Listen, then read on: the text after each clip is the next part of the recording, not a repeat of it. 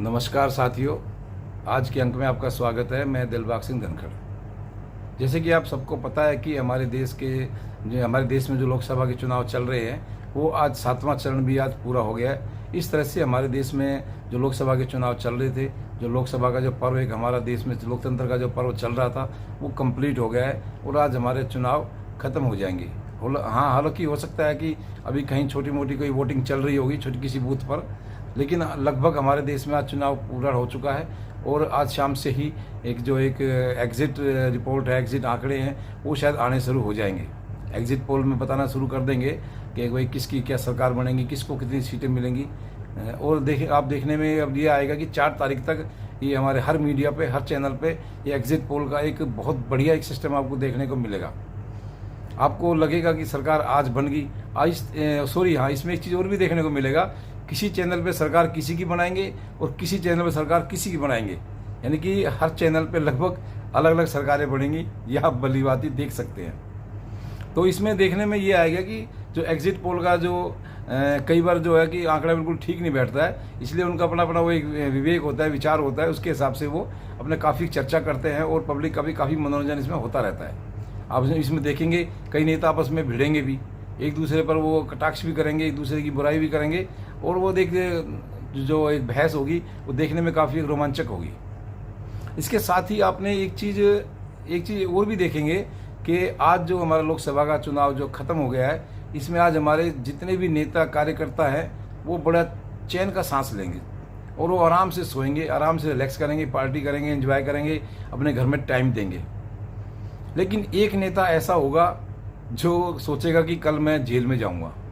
आपको शायद अंदाज़ा हो गया होगा कि एक नेता को ये टेंशन होगी कल मुझे जेल जाना है, और बाकी 99.9 नेता आज हमारे एंजॉय करेंगे, रिलैक्स फील करेंगे। लेकिन एक नेता टेंशन में जाएंगे और उनको कल तिहाड़ जेल में जाना है। घर से निकलेंगे 3 बजे, वो उन्होंने टाइम बता दिया है अपना, पूरा प्रचार कर रहे हैं जेल में जाने का भी। अच्छी बात है, करना चाहिए। और वो कल अपने जेल में जाके बैठ जाएंगे। लेकिन आपने एक चीज़ और भी देखी होगी कि इस बार हमारे जो लोकसभा चुनाव के बीच में सुप्रीम कोर्ट ने एक अलग ही निर्णय लेते हुए केजरीवाल जी को 21 दिन की जो एक अंतरिम बेल दी थी वो भी उनकी पूरी हो जाएगी। और इस तरह का एक पहला मामला सामने आया है।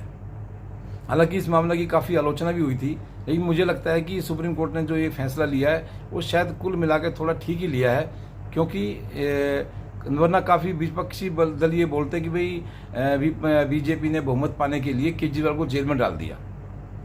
केजरीवाल का भी काफ़ी इसमें वो जाता कि भाई मुझसे बीजेपी डर गई, जैसे बार बार बोलते थे कि मुझसे मोदी डर गए, इसलिए मुझे जेल से बाहर नहीं आने दे रहे। तो इस तरह मुझे लगता है कि सुप्रीम कोर्ट ने जो उनको थोड़ा सा रिलैक्स दिया है प्रचार करने के लिए। हालांकि वो डमी सीएम की तरह प्रचार किया उन्होंने, कोई इनके पास कोई सीएम की कोई पावर नहीं थी, लेकिन एक डमी सीएम को तरह उन्होंने व्यवहार किया और प्रचार किया केवल, और अपना वो कल जेल में चले जाएंगे। इस तरह से देखने में ये आया कि इनको एक अलग तरह का जो छूट दी गई, उससे भी हमारे देश में एक थोड़ा सा एक अच्छा मैसेज ये जाएगा कि अब किसी को ये बोलने का मौका नहीं मिलेगा कि भाई बहुमत हासिल करने के लिए किसी नेता को किसी पार्टी ने ज़बरदस्ती जेल में डलवा दिया। ये भी अब कोई नहीं बोल पाएगा।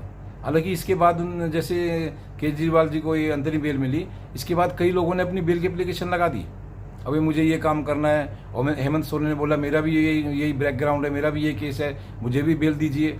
हालांकि सुप्रीम कोर्ट ने किसी को एंटरटेन नहीं किया। और केजरीवाल जी को भी ये लगने लगा था कि ये मेरे साथ एक बहुत बड़ा अपवाद है, मुझे ही एक छूट मिली है तो मैं बहुत एक वीआईपी हो गया हूँ। और उन्होंने आगे एक एप्लीकेशन एक बिल के लिए और लगा दी, भाई 7 दिन की मुझे और छूट दी जाए। हालांकि सुप्रीम कोर्ट ने उनकी इस एप्लीकेशन को सुना तक नहीं, रजिस्ट्री कोर्ट ने उनको साफ मना कर दिया कि अभी हमारे पास इतना टाइम नहीं है, ये आगे इसको बाद में देखेंगे। इनको बिल्कुल टोटली मना कर दिया। उसके बाद वो चले गए राउज एवेन्यू कोर्ट में। राउज एवेन्यू कोर्ट में उन्होंने बोला कि हमें, अच्छा सुप्रीम कोर्ट में तो वो मेडिकल ग्राउंड पे बेल मांग रहे थे, और राउज एवेन्यू कोर्ट में वो जमानत मांग रहे हैं। इस पर ईडी ने साफ बोल दिया कि भाई बातों आप मेडिकल ग्राउंड पे बेल मांग रहे हो और यहाँ पर आप दूसरे से, तो ये सब गलत है और आपको कोई मेडिकल ग्राउंड की जरूरत नहीं है। आप इतना प्रचार कर रहे हो, दिल्ली से पंजाब तक आप इतना प्रचार, इतनी रैलियाँ कर रहे हैं, हर स्टेट में आप जा रहे हैं, तो आपकी कोई स्वास्थ्य में कोई दिक्कत नहीं हो सकती मेरे हिसाब से। और ईडी ने भी यही बोला है, अगर आपको कोई स्वास्थ्य की कोई दिक्कत है तो आपको इलाज कराना चाहिए, पहले प्रचार नहीं करना चाहिए। इस बात पर कुछ नहीं बोल पाए वो, और वो मामला जो है उनको जमानत अभी नहीं मिल पाई है। हालांकि मामला कोर्ट के अंदर है अभी, उसके देखिए क्या फैसला उस निकल के उसमें आता है।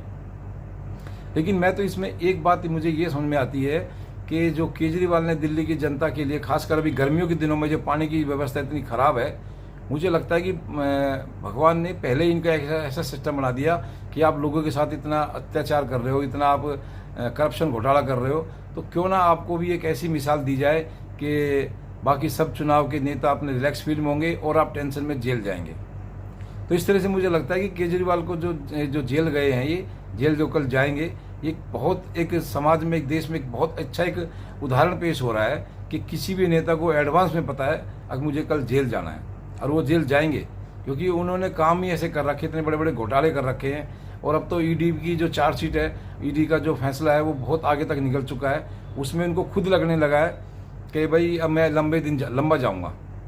उन्होंने बार बार खुद ये महसूस वे बता रहे हैं कि मैं लंबा जाऊँगा, मैं अब इससे बच नहीं सकता, क्योंकि उनके जो केस की जो एक सच्चाई है, जो गहनता है, वो बहुत ही मजबूत हो चुकी है। जो ईडी है, सीबीआई है, काफ़ी पुख्ता सबूत इकट्ठा कर चुकी है। उससे उनका बचना मुश्किल ही नहीं, नामुमकिन है। इसी दौरान उन्होंने बीच में उनका बयान भी काफ़ी फेमस हुआ था कि अगर अपने वोटर से अपील कर रहे हैं कि अगर आपने ढंग से 1 तारीख को बटन नहीं दबाया तो मैं 5 तारीख को बाहर नहीं आ पाऊँगा। अगर आपने मेहनत नहीं की तो मैं 5 तारीख को बाहर नहीं आ पाऊँगा। अगर आप लोगों ने मेहनत की तो मैं 5 तारीख को जेल से बाहर आ जाऊँगा। इस पर भी हालांकि कोर्ट की अवमानना का एक मुकदमा बन सकता है। इस पर देखो आगे क्या कार्रवाई होती है, क्योंकि ईडी ने भी इस पर संज्ञान लेते हुए सुप्रीम कोर्ट में इसके खिलाफ कुछ उन्होंने लिख के दिया है। अभी उस पर क्या चर्चा हुई है इसके बारे में भी कुछ खास सामने निकल के नहीं आया है।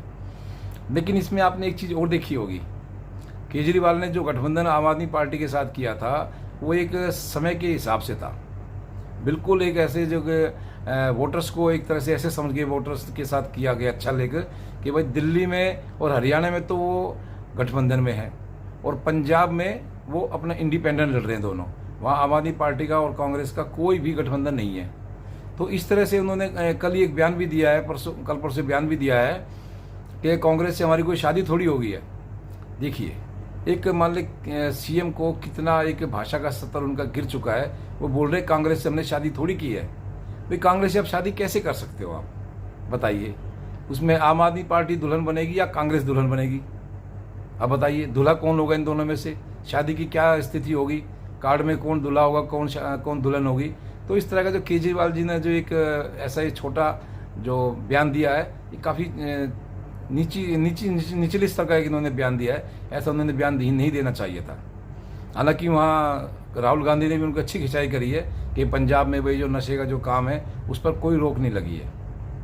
कोई पंजाब के में जो नशे का काम है बहुत तेज़ी से बढ़ रहा है और कोई भी सरकार उसको रोकने में फेल रही है। इस तरह से आपने देखा होगा कि पंजाब में, हालांकि वहाँ क्षेत्रीय मुद्दे पर भी आम आदमी पार्टी में और कांग्रेस में काफ़ी घमासान रहा है, लेकिन एक चीज़ देखी होगी आपने, कहीं तो प्यार और कहीं तकरार। इस तरह से जनता के बीच में क्या मैसेज आता है? जनता के बीच में सिर्फ ये मैसेज आता है केवल ये समय के लिए, और अवसरवाद को ही एक अवसरवाद का ही एक उदाहरण सामने आता है। ये केवल अवसर के हिसाब से अपने आप को एक दूसरे साथ गठबंधन करते हैं और बाद में मौका मिलते है उसको तुरंत तोड़ देते हैं। इनका तो गठबंधन समझ लीजिए टूट ही गया। ये गठबंधन कोई गठबंधन नहीं है। मैं पहले भी 1-2 वीडियो बना चुका हूँ जिसमें मैंने हमेशा बताया कि इनका गठबंधन हमेशा बेमेल गठबंधन है, इनका कोई मेल है ही नहीं। अब एक बात और भी है, अगर ये जो पंजाब का चुनाव दिल्ली के हरियाणा के साथ ही हो जाता तो अभी इनका पता चल जाता बीच चुनाव में ही। लेकिन जो इनकी किस्मत अच्छी लगा लो, या जो चुनाव आयोग ने जो पंजाब की जो इलेक्शन है वो अलग डेट को पड़े हैं, बाद में पड़े हैं, या पहले पड़ जाते, या पंजाब का जो इलेक्शन है वो दिल्ली हरियाणा से पहले हो जाता, तो भी इनका काफ़ी कुछ मीडिया में देखने को सुनने को मिलता आपका। क्योंकि वहाँ एक दूसरे के बिल्कुल खिलाफ है, वहाँ एक दूसरे के बिल्कुल कट्टर विरोधी हैं। और यहाँ पर ये आम आदमी पार्टी और कांग्रेस हरियाणा और दिल्ली में गठबंधन में है। इस तरह से जनता के जो वोटर को जो इन्होंने एक बेवकूफ़ बनाने की कोशिश करी है वो मुझे लगता है कामयाब होंगे नहीं। और इसी वजह से इनको लगने भी लगा है कि जो गठबंधन है हमारा कहीं कामयाब होता दिख नहीं रहा है। इसलिए केजरीवाल जी ने भी ये छोटा बयान दिया है कि हमने कोई कांग्रेस से शादी नहीं की है। इसका मतलब उनका गठबंधन आज से ही टूट गया। आज से इनका समझ लीजिए, आज एग्जिट पोल आ जाएगा और एग्जिट पोल से ही आपको उनको अंदाज़ा लग जाएगा, और उनके पार्टी के नेता भी आज से ही बयान सुनना शुरू कर देंगे कि किस तरह से वो बयान देते आ रहे हैं। तो इस तरह से देखने में ये आया कि केजरीवाल जी का जो आम आदमी पार्टी और कांग्रेस का जो गठबंधन था वो एक चुनावी केवल झुंझुना था, वो ख़त्म हो चुका है। अब चुनाव का ख़त्म भी हो चुका है, तो केजरीवाल जी को भी अपना आगे का रास्ता, जेल जाने का रास्ता उनका बिल्कुल साफ है। वहाँ रेड कारपेट लगा हुआ है, उनके स्वागत के लिए वहाँ लोग खड़े हैं, तो उनके स्वागत में उनको जाना चाहिए। और कल वो, मुझे लगता है कि हर हालत में कल वो चले जाएंगे। हाँ, इस बार थोड़ा सा एक उनका ड्रामा करने से वो बच गए, ड्रामा वो नहीं कर पाए। मीडिया में काफ़ी हल्ला, कई उन्होंने बीजेपी के कार्यकर्ताओं ने, बीजेपी के नेताओं ने भी, या कई वकीलों ने भी बोल दिया था भाई ये जो यूट्यूब पर कि केजरीवाल जी जरूर इलेक्शन से पहले कहीं ना कहीं बेहोश जरूर होंगे, कहीं ना कहीं ये ड्रामा करके स्टेज पर गिरेंगे, कहीं ना कहीं नोटंकी ये जरूर करेंगे बीमार होने का। हालांकि वो ज़्यादा इसका इतना प्रचार हो गया कि वो नोटंकी ये ड्रामा ये नहीं कर पाए, और ये सीधा इन्होंने एप्लीकेशन लगाई केवल एक, भाई अपने मुझे मेडिकल ग्राउंड पे मुझे बेल दी जाए, मुझे टेस्ट करवाने हैं। मतलब टेस्ट करवाने के लिए दिल्ली जैसे शहर में 7-7 दिन मांग रहे हैं, जबकि आजकल तो टेस्ट 1 घंटे में, 2 घंटे में, लगभग पूरे दिन में कोई ऐसा टेस्ट नहीं जो एक दिन में ख़त्म हो जाता हो, फिर भी वो 7 दिन मांग रहे हैं। हालांकि इनके जो टेस्ट हैं पूरे वो जेल में बड़े अच्छे तरीके से होंगे, वहाँ भी हर सुविधा है, हर चीज़ है। तो आज के उसमें आपने देखा होगा केजरीवाल जी का जो एक नोटंकी का टाइम था वो लगभग अब पूरा हो चुका है।